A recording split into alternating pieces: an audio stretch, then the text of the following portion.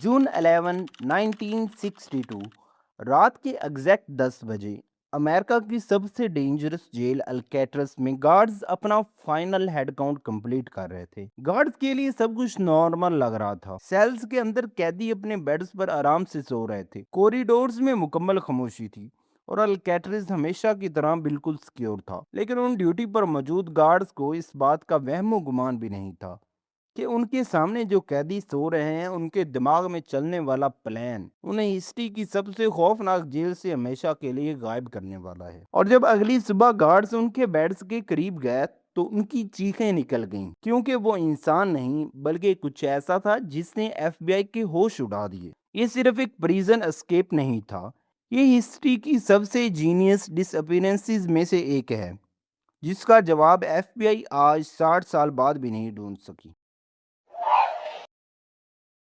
जरा इमेजिन करें, San Francisco बे, बर्फ जैसा ठंडा पानी, तेज और जानलेवा लहरें और बीच समुद्र में घिरा एक सुनसान आइलैंड। एक ऐसी जेल जहां से भागना इम्पॉसिबल माना जाता था। फ्रैंक मोरिस से पहले 34 प्रिजनर ने यहां से एस्केप की कोशिश की थी। रिजल्ट 34 के 34 फेल। कुछ गोलियों से भून दिए गए, कुछ ठंडे पानी में डूब कर मर गए। इसीलिए अल्केट्रस को सिर्फ जेल नहीं बल्कि रास्ता खत्म होने की जगह यानी डेड एंड कहा जाता था। लेकिन फिर इस जहन्नम में एक नया कैदी आया, फ्रैंक मोरस। हाई आईक्यू, काम माइंड और डेंजरस लेवल की पेशेंस। फ्रैंक ने आते ही एक चीज समझ ली थी, अल्केट्रस को ताकत से नहीं सिर्फ दिमाग से हराया जा सकता है। और उसने जो प्लान बनाया वो इतना इंसेन था कि गार्ड्स को महीनों तक उस पर शक नहीं हुआ। लेकिन असली ट्विस्ट पता है क्या है? इस बहादुरी के खेल की शुरुआत किसी एक्सप्लोजिव या गन फाइट से नहीं हुई थी, बल्कि आम खाने वाले मेटल स्पून्स यानी चम्मच से हुई। हर रात अंधेरे का फायदा उठाकर Frank Morris, John Anglin, Clarence Anglin और एलन वेस्ट अपने सेल्स की कंक्रीट वॉल को धीरे धीरे खोदते थे, मौत के साए में बिना कोई आवाज़ किए। और यहाँ सबसे डेंजरस चीज़ वो दीवार नहीं थी बल्कि वहाँ की साइलेंस थी। अल्कैट्रस में हर एक छोटी आवाज़ सस्पिशियस होती थी, हर सेकंड मॉनिटरिंग होती थी। एक छोटी सी गलती और सीधा मौत। एक रात क्लेरेंस ने अपनी खोदी हुई दीवार को वेट टॉयलेट पेपर और सॉप से कवर किया ही था कि एक गार्ड सीधा उसके सेल के सामने आकर रुक गया। अगर गार्ड ने उस दीवार को टच कर लिया होता तो सब खत्म था। लेकिन फिर गार्ड बिना कुछ कहे आगे चला गया। वो तो बच गया, लेकिन उन्हें एक बात समझ आ गई कि ये स्पून्स बहुत स्लो हैं, उन्हें कुछ फास्टर चाहिए था। और यहाँ से कहानी मजीद खतरनाक हो जाती है। एलन वेस्ट ने प्रिजन वर्कशॉप से सीक्रेटली एक ब्रोकन वैक्यूम क्लीनर की मोटर और वायर चुरा ली और फ्रैंक ने स्क्रैप मेटल यूज करके एक होममेड इलेक्ट्रिक ड्रिल बना ली। लेकिन अब सबसे बड़ा मसला इस ड्रिल की आवाज थी। ये आवाज उनका डेथ वारंट बन सकती थी। तभी उन्होंने एक क्रेजी सोल्यूशन निकाला। जब फ्रैंक दीवार पर ड्रिल चलाता तो दूसरी तरफ एलन वेस्ट जानबूझकर कॉन्सर्टीना यानी म्यूजिक इंस्ट्रूमेंट जोर जोर से बजाना शुरू करते थे। जेल का सबसे स्ट्रिक्ट गार्ड सीधा फ्रैंक के सेल की तरफ आता है। फ्रैंक ने फौरन फेक वॉल का कवर लगाया, बेड पर लेटा। गार्ड ने सेल के अंदर झांक कर देखा, कुछ सेकंड्स तक देखता रहा और फिर वापस मुड़कर चला गया। महीनों की मेहनत के बाद दीवार के पीछे उन्हें एक हिडन मेंटेनेंस कॉरिडोर मिला। बाद में वही कॉरिडोर उनकी सीक्रेट वर्कशॉप बना। अब उन्होंने लगभग 50 रेनकोट्स चुराए, उन्हें स्टीम पाइप्स पर मेल्ट किया और उनसे एक राफ्ट यानी कश्ती और लाइफ जैकेट्स बनाना शुरू की। और गार्ड्स को धोखा देने के लिए उन्होंने इसी वर्कशॉप में बनाए fake human head, soap, toilet paper और रियल ह्यूमन हेयर यूज करके उन्होंने ऐसे नकली सर बनाए जो अंधेरे में बिल्कुल असली लगते थे। लेकिन उनका ये पूरा प्लान जेल की लाइब्रेरी से मिली एक बोरिंग सी मैगजीन की वजह से कामयाब होने वाला था कि कैसे रबर को वाटरप्रूफ और सील किया जाता है। लाइब्रेरियन ने मजाक में कहा था कि ये मैगजीन बहुत बोरिंग है।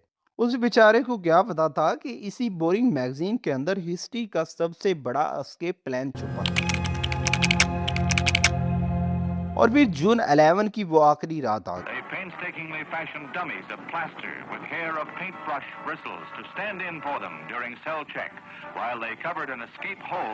फेक हेड्स को बेड पर लिटाया गया, ब्लैंकेट ऊपर तक ओढ़ दिया गया। लाइट्स ऑफ हैं, गार्ड्स रिलैक्स थे। फ्रैंक, जॉन और क्लैरेंस सीक्रेट कॉरिडोर में रेडी थे, लेकिन एक बंदा मिसिंग था, एलन वेस्ट। वक्त तेजी से निकल रहा था। समुंदर की लहरें सिर्फ रात 11:30 बजे तक उनके हक में थीं। अगर टाइम मिस होती तो पानी उन्हें वापस जेल की तरफ फेंक देता। फ्रैंक भागते हुए एलन की सेल तक गया। एलन पैनिक में था। उसकी दीवार का सीमेंट जाम हो चुका था और वो बाहर नहीं निकल पा रहा था। एलन ने कहा, मुझे थोड़ा और वक्त दो। लेकिन वक्त ही तो नहीं था। और यहाँ फ्रैंक ने वो बेरहम डिसीजन लिया जो एलन को जिंदगी भर हाउंट करता रहा। फ्रैंक ने अपने दोस्त को पीछे छोड़ दिया, क्योंकि फ्रैंक जानता था अगर वो आज नहीं भागा तो वो जिंदगी में कभी नहीं भाग पाएगा। जब फ्रैंक और बाकी दो भाई रूफ का वेंट पुश कर रहे थे तो एक जोरदार मेटालिक साउंड हुई। सब फ्रीज हो गए। लगा कि बस गेम ओवर। लेकिन नसीब देखिए, ठीक उसी वक्त नीचे जेल में दूसरे कैदियों ने किसी बात पर हंगामा शुरू कर दिया और उनकी रूफ की वो भारी आवाज उस शोर में हमेशा के लिए गायब होगी। Pure luck, pure incense. अब वो रूफ पर थे। सर्च लाइट्स अंधेरे को चीर रही। वो सांसें रोके पावर हाउस के ब्लाइंड स्पॉट तक पहुंचे। राफ्ट में हवा भरी और सामने था वही बर्फीला खौफनाक समुंदर। पानी इतना ठंडा था कि इंसान मिनटों में मर जाए। अगर राफ्ट लीक होती तो मौत पक्की थी। लेकिन राफ्ट तैरने लगी और वो तीनों अंधेरे में समुंदर के अंदर हमेशा के लिए डिसपियर हो गए। 1.4 माइल्स का फासला, freezing water, no backup, no second chance. लेकिन अगली सुबह जब गार्ड्स ने बेड पर से ब्लैंकेट उठाई तो वहां असली कैदी नहीं थे बल्कि फेक हेड्स थे। पूरे अल्कैट्रस में तहलका मच गया। अमेरिका की सबसे सिक्योर प्रिजन का गुरूर टूट चुका था। एफबीआई ने हेलीकॉप्टर, बोट्स और सर्च टीम्स के साथ अब तक का सबसे बड़ा मैनहंट शुरू किया। 10 दिन तक समुंदर छाना गया, लेकिन बॉडीज कभी नहीं मिली। आखिर में थक हार कर एफबीआई ने केस फाइल पर लिख दिया, दे ड्रॉन्ड। वो सब पानी में डूब कर मर गए और कुछ सालों बाद केस ऑफिशियली बंद कर दिया गया। सबने मान लिया कि कहानी खत्म हो चुकी। लेकिन पूरे 50 साल बाद एक ऐसा शॉकिंग ट्विस्ट आता है जो एफबीआई की टॉप ऑफिसर्स के होश उड़ा देता है। उस खत में लिखा था, मेरा नाम जॉन एंजलिन है। मैंने 1962 में अल्कैट्रस से एस्केप किया था। अब मैं 83 साल का हूँ और बहुत बीमार हूँ। उस रात हम सब ने कामयाबी से एस्केप किया था, लेकिन बहुत मुश्किल। खत लिखने वाले ने एफबीआई के सामने एक डील रखी। अगर मुझे टीवी पर यह गारंटी दी जाए कि मुझे सिर्फ 1 साल के लिए जेल में रखा जाएगा ताकि मुझे मेडिकल ट्रीटमेंट मिल सके, तो मैं बताने को तैयार हूँ कि मैं इस वक्त कहाँ हूँ। एफबीआई ने फौरन इस लेटर पर लगाए गए फिंगरप्रिंट्स चेक किए, हैंडराइटिंग एनालाइज की, लेकिन उनकी रिपोर्ट्स क्या आए? इनकन्क्लूसिव। यानी ना वो इसे 100% सच कह सकते थे और ना ही झूठ।